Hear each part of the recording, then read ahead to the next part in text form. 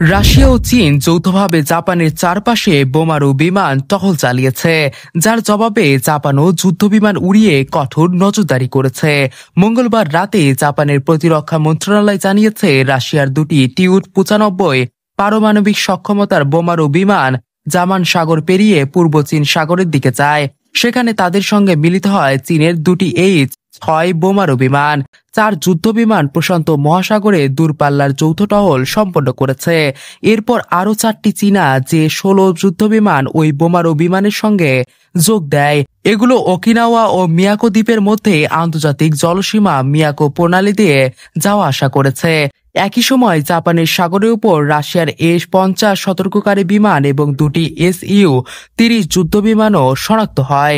জাপানের প্রতিরক্ষা মন্ত্রী শিনজিরো কোইজুমি বলেন, রাশিয়া চীনের যৌথ অভিযান স্পষ্টভাবে আমাদের দেশের বিরুদ্ধে শক্তি প্রদর্শনের উদ্দেশ্য প্রণোদিত এবং এটি জাতীয় নিরাপত্তার জন্য গুরুতর উদ্বেগের বিষয়।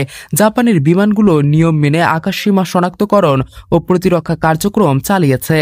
রুশ সংবাদ মাধ্যম জানিয়েছে, যৌথ ফ্লাইটটি প্রায় 8 ঘন্টা স্থায়ী হয়েছে।